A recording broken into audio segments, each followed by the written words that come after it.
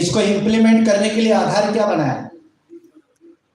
इसको इंप्लीमेंट करने के लिए आधार क्या बनाया? The religion and the religious codes, धर्म और धर्म ग्रंथों के द्वारा जो कमांड्स, डूज एंड डोंट्स, ये फुले जी ने बहुत अच्छे उसके बारे में लिखा है, जिनकी तस्वीर हमारे सामने है। The religious commands in the form of the religious scriptures to which Mahatma Jyotiba Phule rightly referred, they are not the religious scriptures, but they are the manifestos of the human slavery.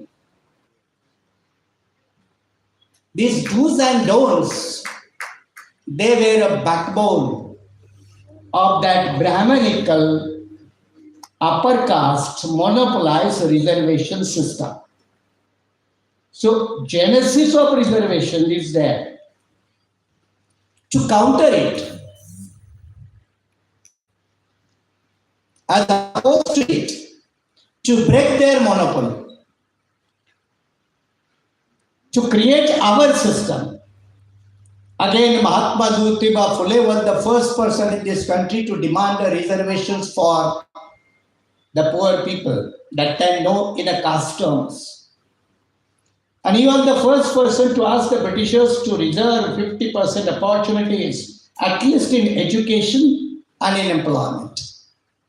That was the Mahatma Jyotiba Phule. Of course, Southern India has a rich history of social justice.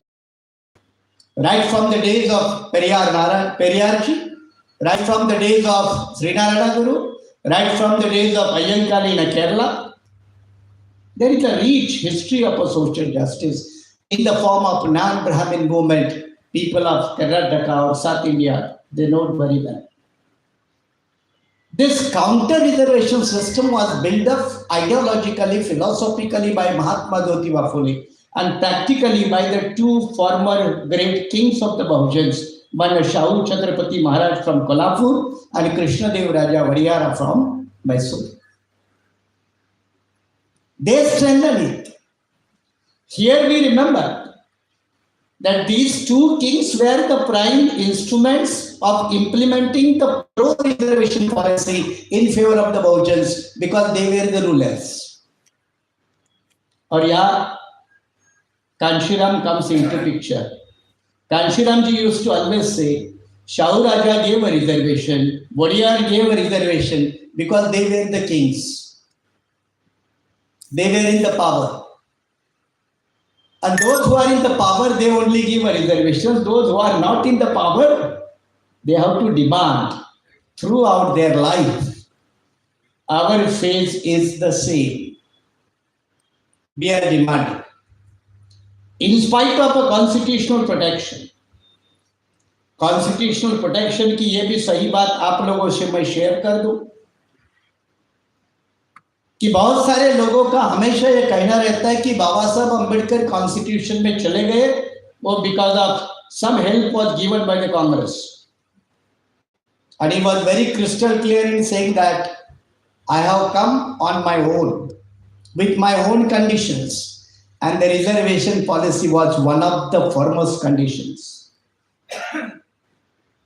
During the drafting process, one of the agents of the Congress party, prominently Mr. K. M. Munshi, he gave a message to Ambedkar that don't incorporate so much provisions of the reservation policy. And Ambedkar asked, who are you to tell me? Who are you to tell me? And K. M. Munshi says, I have been asked by Sardar Patel to tell this to you. And then Ambedkar says, then go and tell Mr. Sardar Patel that you take up the work of the drafting of the constitution. I am a free man. This is on record. So Baba Sahib with a great difficulty managed to incorporate the constitutional provisions and he succeeded only in case of SCs and STs and not in case of OBCs. Again, let me tell you, the scheduled tribes, there were no movements for the reservation among the tribes, as there were movements for the reservation of the scheduled caste. There were no movements for the reservation of scheduled tribes. There were no movements about the backward classes reservation. Despite the fact SC/ST got a reservation by way of a constitutional provisions. We have young MP Rajkumar Road from the Rajasthan, MP elected on our own power, a leader of tribal party, young MP. He has joined this session now. So we welcome him. Give a big hand to welcome Mr. Rajkumar Road. So there were no tribal movements or the backward class movements. Consequently, in 1954, Ambedkar spoke in a Rajya Sabha saying that I wanted to give a reservations like SC and ST to the backward class people, but there was no one to support me on the floor of the Constituent Assembly. So that also he explained. And after 1954, many people think that the constitutional reservation policy came into existence in 1950. Wrong. LIC nationalization took place in 1964. First recruitment in LIC is in 1970. Reservation starts from 1970. Banking industry. Banks nationalized in 1969. And the first recruitment of banking industry on the basis of reservation policy is in 1974. We have 12 major ports in the country like Bombay, Cochin, Calcutta. All these port industries started implementing reservation in 1978. So don't be under impression that the reservation policy started from 1950. No. It started after 1970, 75, 80. And that only about SC and ST. OBC, no. OBC, only 340, Article 340, and Congress failed to implement immediately, appointing the Backward Class Commission, Ambedkar resignation of 1951 Law Ministry. 3-4 reasons. Number one, non-acceptance of the Hindu Code Bill, which was in the interest of the entire women folk of this country. Number one. Number two, the foreign policy of the Jawaharlal Nehru or the Congress government. Number three, non-formation of the Backward Classes Commission by Nehru government. That was the third reason of Ambedkar's resignation. Even backward class people hardly knows about this thing. And you know what happened to the fate of the Backward Class Commission, the Kalekar Commission? Kalekar of Pune Brahmin prepared a report that was rejected by Govind Vallabh Pant, again Pant from Uttar Pradesh, again the Brahmin, a minister, Home Department. Rejected, nothing. Meantime, 1951, what happened in the Tamil Nadu, one Brahmin lady went to the court for refusal of the admission. And the Madras High Court delivered the verdict against the reservation policy, saying that it is in violation of Article 14. Periyar Andolan starts. Why you need a movement always, even in spite of the constitutional protection, there is the absolute need of a movement constantly. Periyar ji का आंदोलन खड़ा हुआ, नेहरू परेशान हो गए, then 51 की amendment हुई। और मैं आपको बता रहा हूं क्योंकि मैं लॉ का प्रोफेसर रह चुका हूं, LLM को 20 साल पढ़ाया है। That lady Gopal, that lady Champakam Durai Rajan never applied even in the colleges. That lady never applied. Without her application in the college, she claimed I am denied my admission. Madras High Court took up the issue. Matter went to the Supreme Court, and then Supreme Court makes the remark that lady has never applied. On such a kind of basis, the reservation came into question, and then it was followed by Congress policy, Nehru's letter in 1962. I showed to Suleiman Saab. Nehru wrote a letter to all the chief ministers of the state on the day 27 June 1961, saying that I am personally opposed to reservation policy.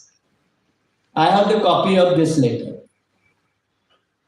This letter was used by present Prime Minister Narendra Modi to attack Jawaharlal Nehru in the last session. Now, in this letter to the chief ministers, Nehru says, I am opposed to the reservation because reservation are anti-meritorious, anti-meritarian.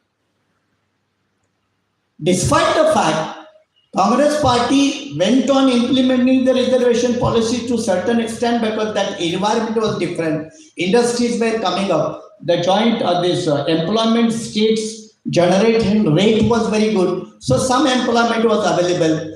And even we accept or reject people like Jagjivan Ram and others, they have made some efforts. So anyhow, some kind of a benefit of reservation policy came up to 1980. Now till 1980, how many students from SCs and STs were ready to take the benefit of reservation policy? That's the foremost issue. Because our generation started learning after 1950, 1960. First generation, I am the first generation man.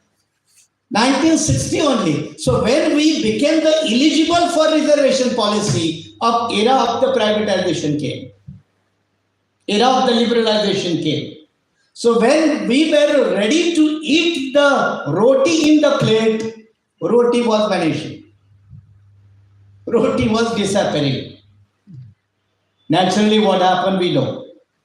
Despite 75 years of the constitutional democracy, scheduled caste, we have a largest proportion of the employee strength in the class 4. And class 4, what is the reason? You know very well.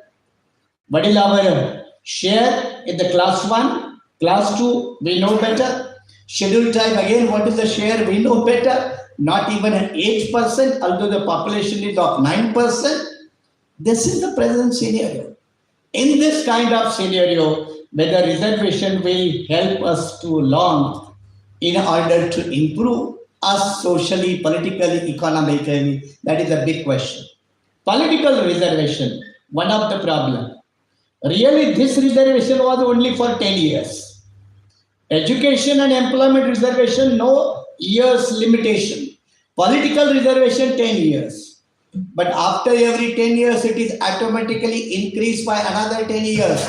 Nobody demands it. No scheduled caste demand it. No scheduled tribe demand it. Still it goes on and nobody opposes. Why? And those who are elected from this kind of reserve constitutions, which are the byproduct of the Pune Pact, the conspiracy of the Gandhian Congress, what is the fate of it? Barring few members of parliaments, barring few MLAs, rest of the MPs and MLAs, they are the bonded laborers of their respective political parties. They are the bonded laborers. They are the political slaves. And this is operating in case of backward classes also. And therefore, as I said, there are 137 members of the parliaments in the present Lok Sabha from the OBC, but they don't have a courage to ask for the caste census. They don't have a courage to oppose the Modi policy of anti-census. They have no issue. And the same fate is of the minorities as. Now, minorities are out of the purview of reservation largely. But after Mandal, we have some protection in states like Tamil Nadu, states like Kerala, states like Telangana, or states like Karnataka, whereas there is a provision for reservation to minorities. In Karnataka, there are. Now, Muslim reservation comes under the category of the backward classes and not on the basis of religion. BJP makes an issue that Muslims should never get any kind of reservation on the ground of religion. And Muslims are not given reservation on the basis of religion, but on the basis of their backwardness, socio, educational, economic backwardness. And therefore, there is a need to extend this SC/ST reservation to the Muslims. Now, this is not my suggestion. As I said, there is a latest report of 2025, rethinking on affirmative actions pertaining to the Muslims. This report is prepared by the 3 scholars, And these three scholars suggest that even Muslims need the reservation system like a scheduled caste and scheduled tribes. Such are suggested indirectly, but this is the first time this 2025 report has instructed directly to provide all this kind of reservation. Backward classes, one more issue to be noted. Central list is prepared by the central list of the backward classes is prepared by the government of India. And in this list, the highest backward communities are from Maharashtra, 256. Even Uttar Pradesh is the largest state, but there are only 76 communities of backward classes into the central list of the backward classes. So here we all need to understand the politics of the inclusion and exclusion with the recommendation of the state governments while making the list of the central government of the backward classes. And if we are not aware about it, the issue will come up. Now here again, the share of the backward classes, now the government of India has come out with the data saying that there is a 21% share of the backward classes into the governance. Now this share they have worked out on the basis of data from 2014 to 2021. However, there are other reports, they say the report, the actual representation of the major class or backward classes is not more than 12 or 15. So there is a manipulation of data by the central government while projecting their image that during our time, means from 2014 to 2021, we have increased our state in the governance, but that's not true. Now, Constitution do not provide a reservation for EWS, economically weaker sections. This is a new addition or latest addition. And this addition is a product of present Modi government. On the basis of economic criteria, reservation were opposed by the Supreme Court in a Mandal Commission report. Mandal judgment. Congress government, Narsi Rao, provided a 10% reservation on the basis of economic criteria. Supreme Court struck down, said no. Now same criteria once again came back through EWS. And EWS has provided a reservation on the basis of economic criteria alone. EWS, who are beneficiaries, who are not in the category of SC, ST, OBC, or even minority, within the fold of reservation, they are entitled for EWS. Now, EWS formula was approved on the floor of the parliament, saying that poor among the upper caste should be given a reservation. And all parties supported it. It's not only BJP. All parties. So all are guilty, responsible for this, bringing economic criteria within the fold of reservation policy, which is a danger for the scheduled caste and scheduled tribes in the near future. We should understand this commission of all political silly mistakes committed by certain parties, even including Mayawati was supporting that policy. So why I'm suggesting that our political class, the leaders, the representatives, the beneficiaries of our reservation policy, they don't have a capacity to understand the conspiracies formulated by the others. They got trapped in EWS. And now through EWS, now economic criteria has entered into. And this economic criteria has been strengthened by 1st August 2024 judgment of the Supreme Court.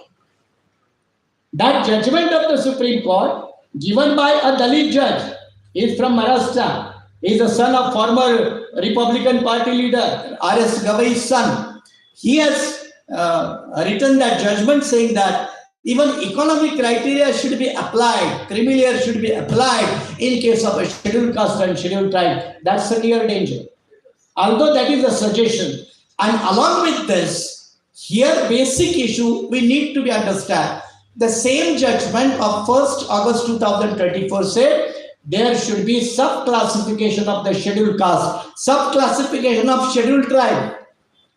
Scheduled tribe also. Though there is a never demand of the sub-classification of scheduled tribes. Scheduled caste, yes, states like Andhra Pradesh, states like Telangana, 4 and 5 castes demanded a subclassification. In the entire India, there are 1008 scheduled castes. 1008 official. Out of 1008 scheduled castes, even not 8 castes have asked for the subclassification. Not even 8. Only few castes. Arundhatias of Tamil Nadu, Madigas of Andhra and Telangana, few castes, Matans of Maharashtra, few castes have asked it. And that has resulted into the BJP's policy. BJP's policy is to disintegrate scheduled caste.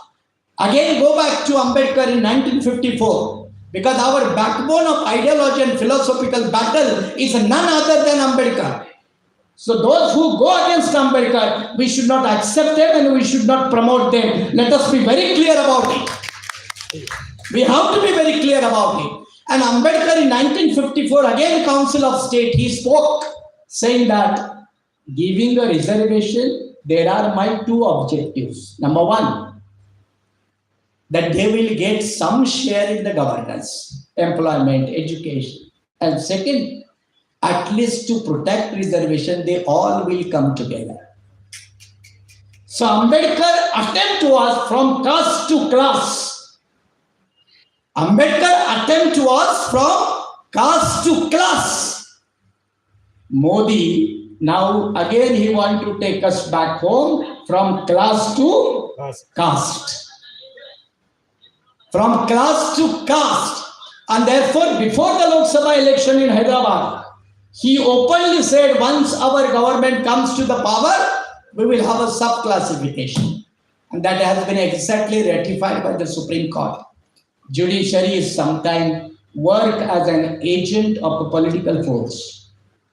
I have been lawyer, professor, ex-Chief Justice, my was colleague. We were both the teachers of Constitutional Law in Bombay University. So I'm openly speaking on the basis of substantial issues.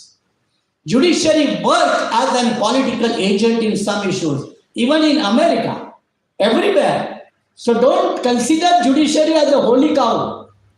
Don't consider judiciary as a holy cow. Judiciary is also equally responsible. And we have no voice in judiciary, barring 2-3 people. And therefore, these kind of anti-reservation, anti-constitutional issues we must understand. There is a 1/4 kind of a reservation, and that hardly we discuss. And that is horizontal reservation. How many people knows about horizontal reservation? Please raise your hand. This is SC, ST, OBC reservation is called as a vertical reservation. Only law people can understand it. It is a vertical reservation. Horizontal reservation is given to women, being a woman. It is a given to physically handicapped, differently able people. That is horizontal reservation. Freedom fighters, that is a horizontal reservation. And therefore, there are now 2 streams of reservations. One is a vertical, one is a horizontal. And in a vertical, you have educational, employment, and political. And political we discuss. Now, in the current scenario, in this kind of situation, as I said, that BJP government has added one indirect aspect, damaging the reservation policy, that is called as the spoil system. Spoil system. And spoil system is introduced through the lateral entry. Lateral entry. Lateral entry is a spoil system. It's not a constitutional system. Now, lateral entry, although this was existence during a Britishers period, but there were certain reasons. So this lateral entry is anti-reservation, anti-merit. Because here, the political party in the power chooses a person who can be advisor, foreign defense advisor to the Prime Minister. PM will decide. Party will decide. and that person will not be even accountable to parliament. That is the fate. Up till now, a cabinet rank secretary from the civil service, he used to be a legal advisor or defense advisor to the PM.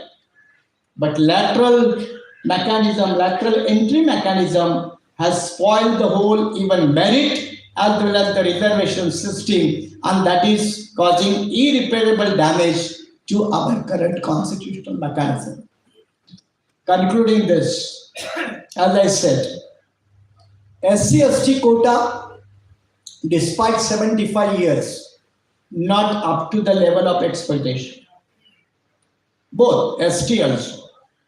Backward classes, even after Mandal judgment, they are not more than 15%, 1-5.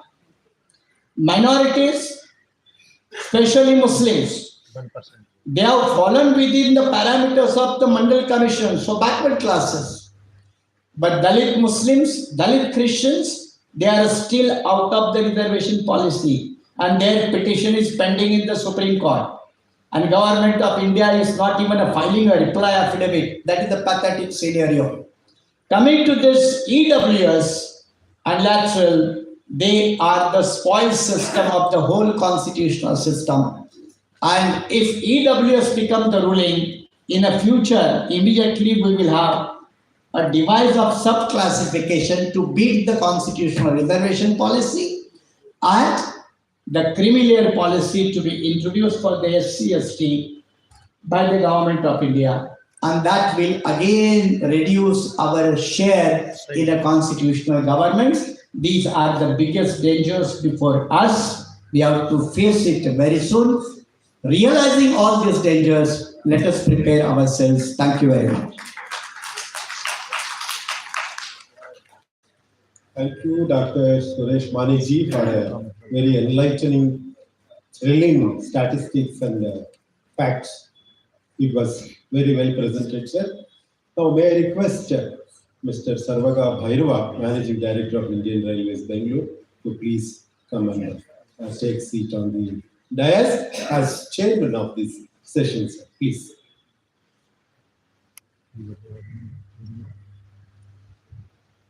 The topics are such that each one deserves to be spoken for 1 or 2 hours. With a lot of time constraint, we are moving around, moving about, and time constraint is a very unfortunate thing, and which is helpless, truly helpless situation. 10 minutes should not be taken to 30 minutes, and that's a serious problem. And may I request Dr. B.P. Ashok Ji, retired IPS officer, to speak on the topic, beautiful, very important topic, complete implementation of SC/ST Prevention of Atrocities Act 1988 as amended in 2015 and 16.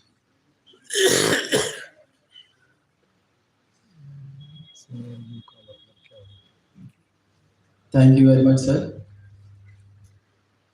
After hearing a very enlightening speech of Mr. Mane, really,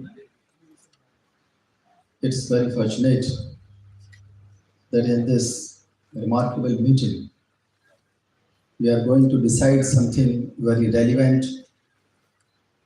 to cope up the challenges before the entire Bahujans. We are all fighting against discriminations. As Dr. Mane sir very eruditely described it. First of all, when we fight against discrimination, we have to think what is the institution. The institution of caste has trained the entire country, not only the people who are perpetrators, but the sufferers even. They are also well trained in feeling pride of their castes and subcastes even. So this caste is the greatest terrorism. In the entire world, even the terrorist activities do not kill so much persons, do not destroy so much properties, which is destroyed by the monster of caste. This is the greatest terrorist activity. Almost 67,000 incidents of caste atrocities take place in India. 184 incidents every day with SC and STs. So this caste has been doing this since a long period. Caste destroyed Buddhism. Caste compelled Jainism to surrender and made it a caste in their own federation. Caste crippled Bhakti movement, Guru's movement, whether it was of Ravidas ji or Kabir ji, and even the foreigners' movements, even their arrival, even their religions, they were also destroyed by the monster of caste. They were divided into caste and subcaste and classes. This training was given by the caste. Even during modern India, it sabotaged socialism, communism, feminist movement, all political movements. Now this is bent upon crippling the Constitution of India. We have very fine documents in our history. Constitution of India, Mandal Commission report, Hindu Code Bill, SC/ST Act and Dowry Act. These fine documents are meant to provide DEI. In fact, why we adopted democracy? You do not get the share in power. Mandal Commission gives a very good sentence. The people who sit in power gallery, they should let the people feel that they have the share in their power gallery. That is why the reservation is given. But so many laws are there, so many commissions.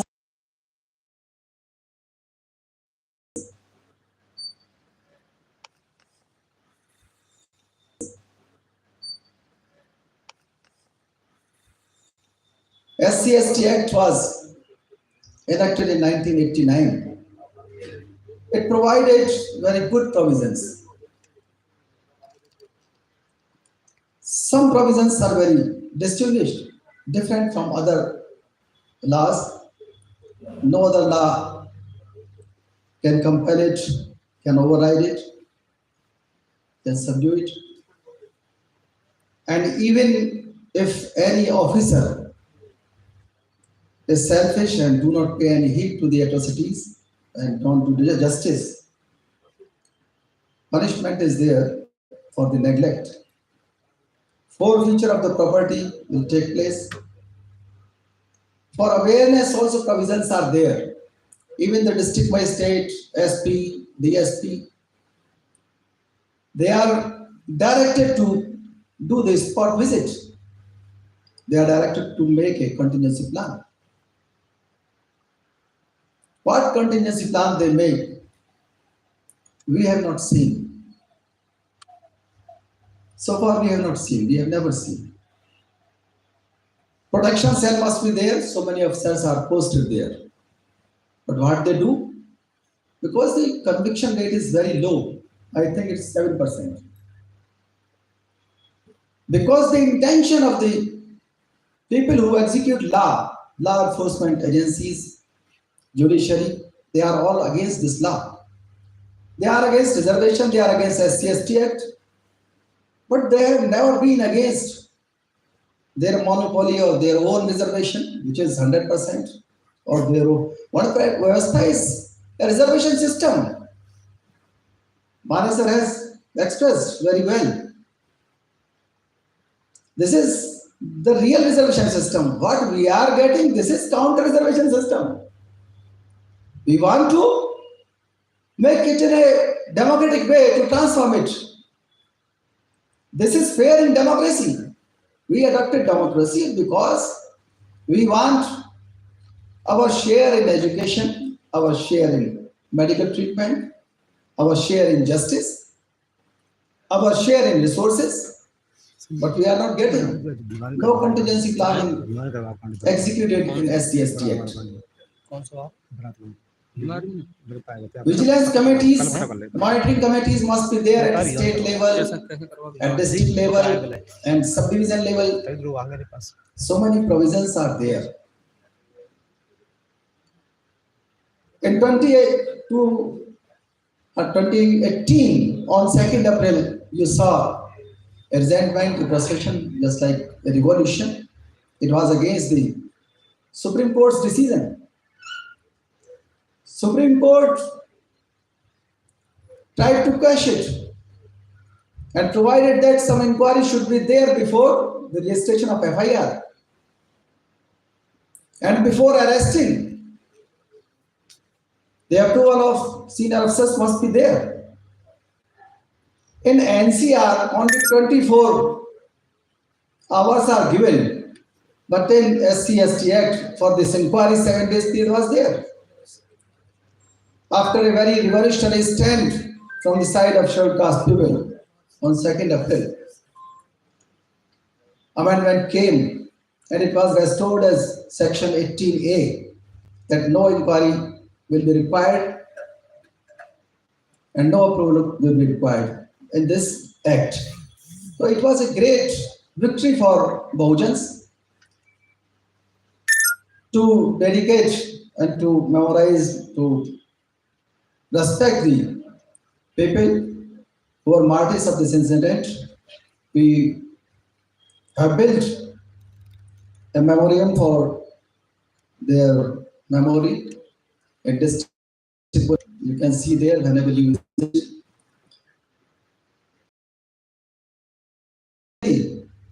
A very remarkable act.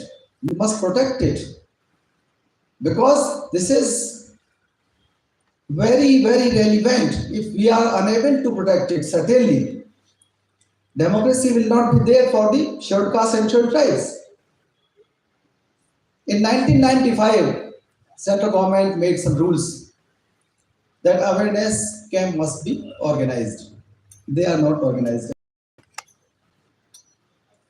Photography was also advised, and we also advised, and our NGOs also started that some body-worn cameras should be given to the victims and witnesses. Some collective fine must be there. This is very fine provision. And collective fine will give a message, a very good message to every Gram Panchayat or every group or every colony.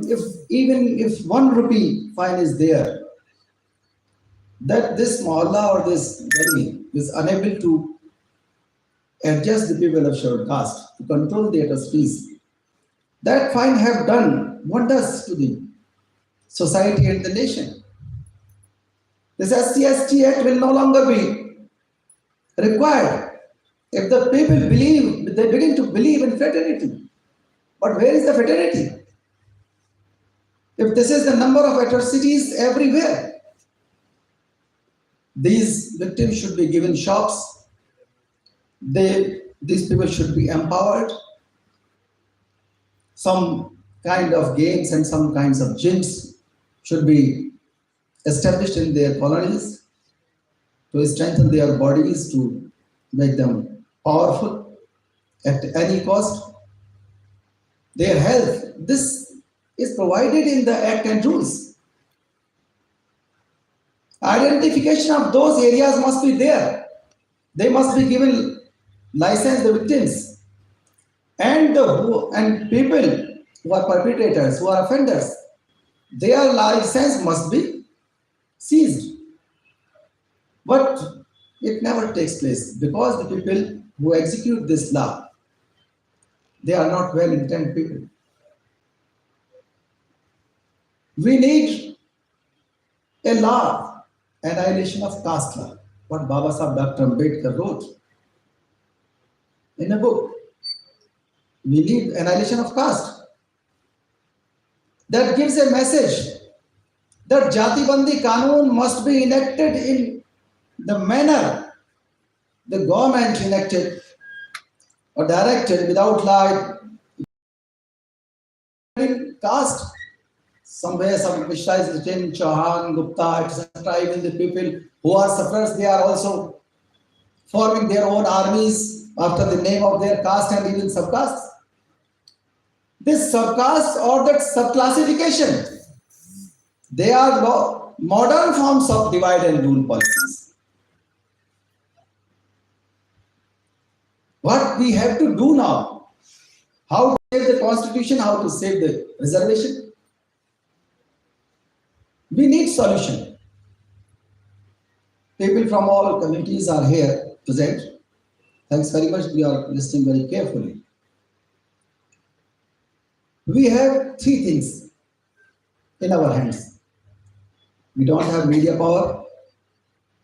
We don't have muscle power. We don't have loyal politicians. With regards, please don't mind. We don't have accessible leaders. We don't have Ambedkarite leaders. So what we can do? Because we are voters only. We are just voters. But if we sit together, we can decide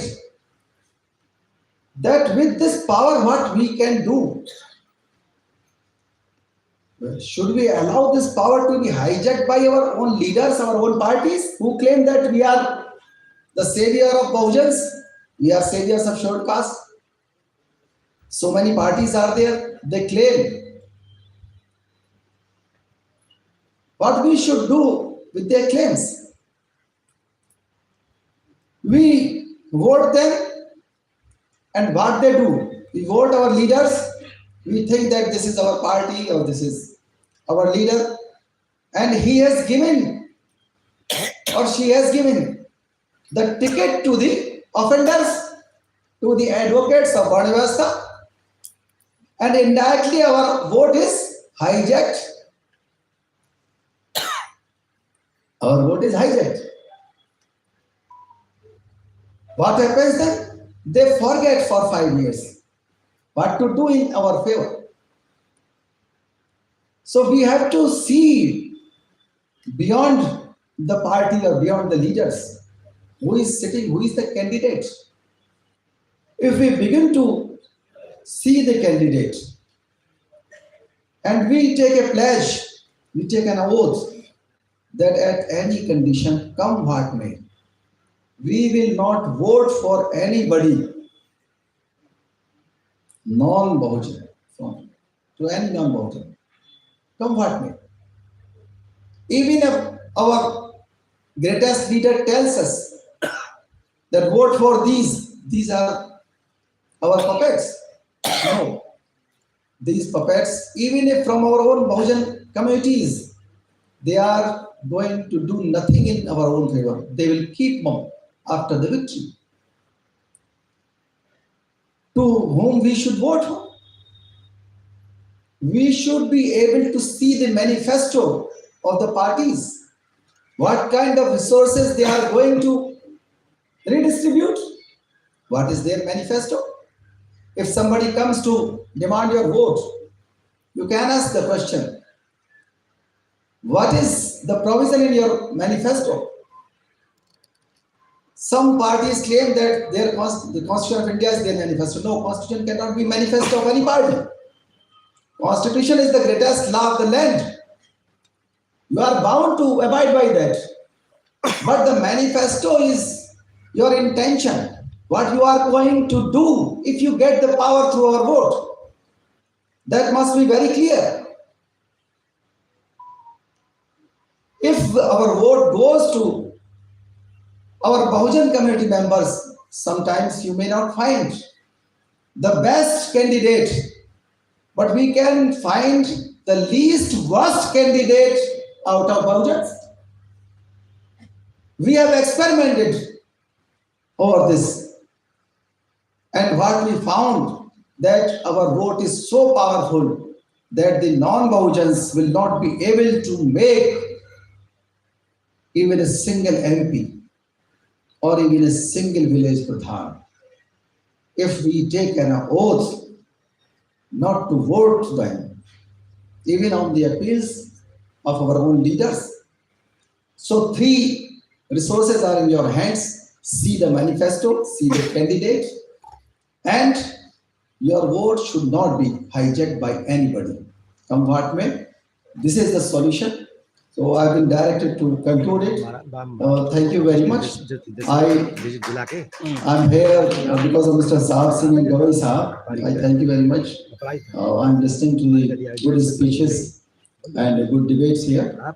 Certainly, and my appeal everywhere is like this, that solution-based discussions must be there. And solution lies in your hands, in your vote, in your tickets, and in your manifesto. Thank you very much.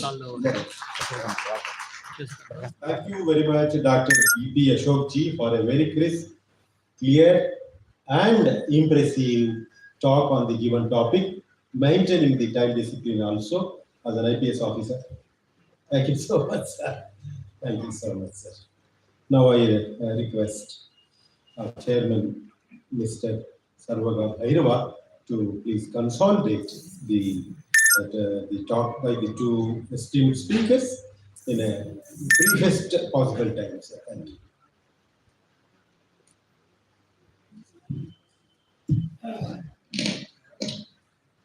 Good afternoon, distinguished audience and respected guests.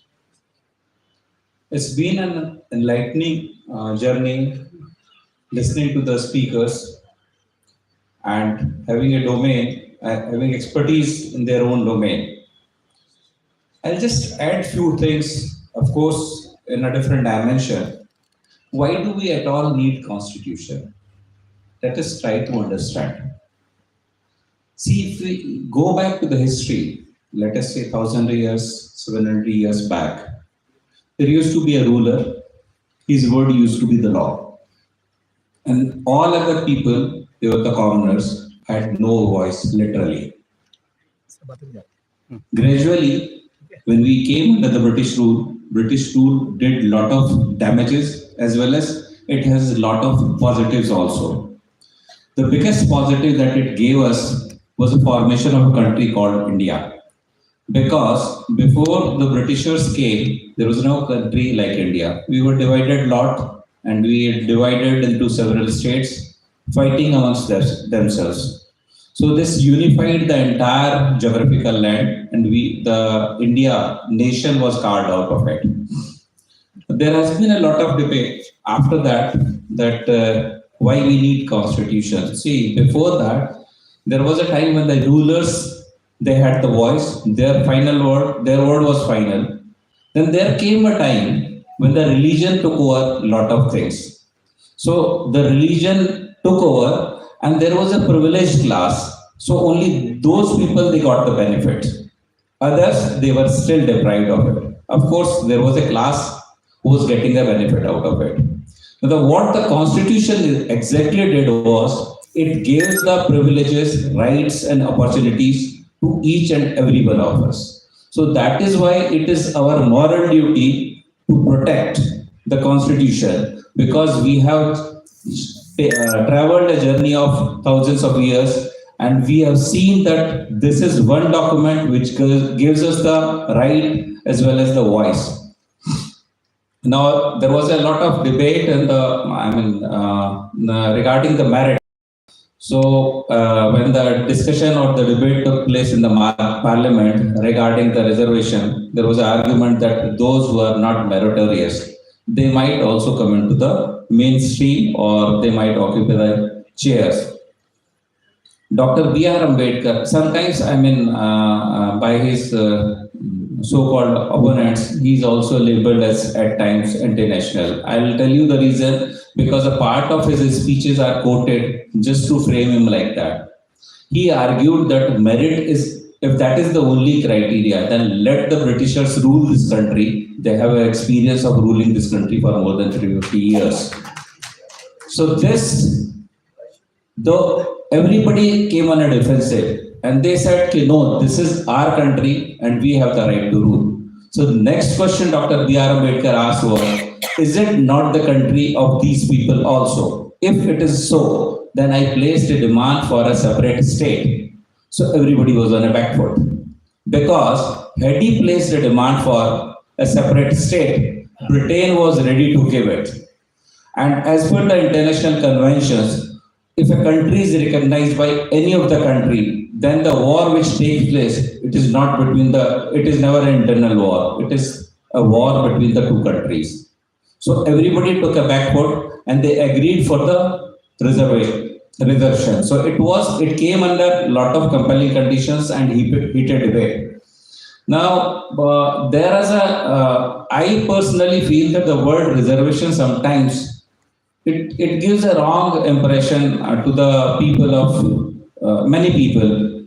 I personally feel that it should be called as representation because this is what exactly it meant to be. It was meant to be a representation of the people. Reservation itself, it looks like as if doing a charity out of his own pocket. It is not a charity, let me tell you. It is our constitutional right and we should demand it. Now, there is an argument that yes, after the 70 years of reservation, there is not much growth, progress and all those things. Let me tell you one thing. The government jobs itself is around 1.5% or maybe 2%, if I'm wrong. Correct me if I'm wrong. So it's not more than 2% for sure. Now, before 1991, we had a reservation of 22.5%. 22% of 2%. So that roughly works out to be 0.45%, if I can put it that way, mathematically. So 0.45% reservation was given to the 23rd percent of the population. That is, at that point of time, SC, STs, and of course, OBCs were added later on. So 23% of population was getting a benefit of 0.45% of the GDP. Just imagine. By any stretch of imagination, even if you give such a reservation for 1,000 years, there is not going to be much significant change. If you have to see the significant change, then the 23% or 22.5% reservation should be given across all the sectors, not only in the government sectors. Then you can see the transformation. So this is a flawed argument, which is at many times it is given. And I had an argument with one of my seniors. I'm just quoting that. So he said that there are two reasons why this country has gone to the dogs. The one is a reservation. The other one is a corruption. I said, yes, sir, I take your words. Let us transact it. So if you mean to say that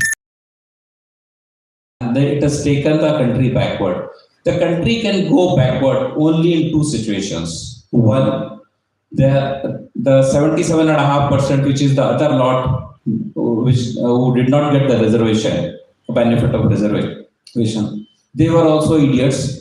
And this 22.5%, they were also idiots. So the country has gone back. So in case the blame cannot be squarely put on those people who are availing the reservation benefit. The second question, the second situation could be that this 77.5%, they were efficient, but the remaining 22.5%, they were so useless, so inefficient.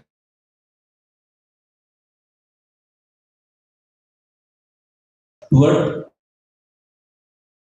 the efficiency of the remaining 22.5% is much higher than what you say of 77.5%. The only thing is their energy was used in a negative direction. So you cannot say that it is the merit.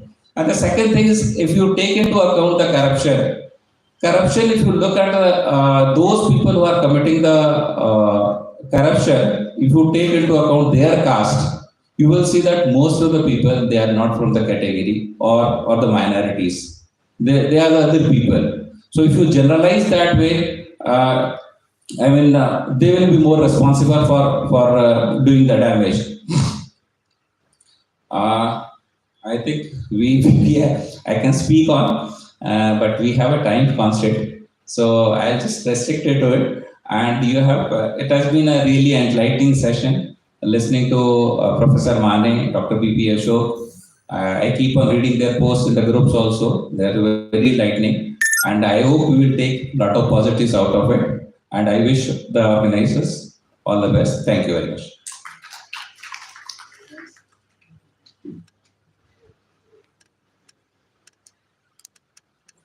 Bhairavaji, I have no words to thank you for the very crisp, clear, and concentrated talk on the reservation.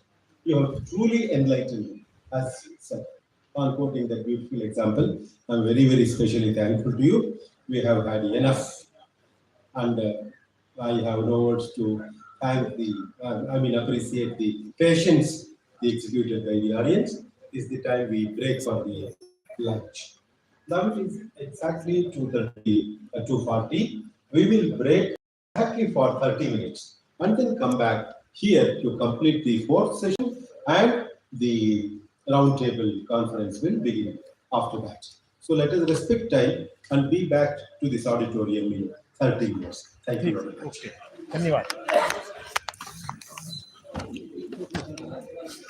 हाँ, खाना खा लिया.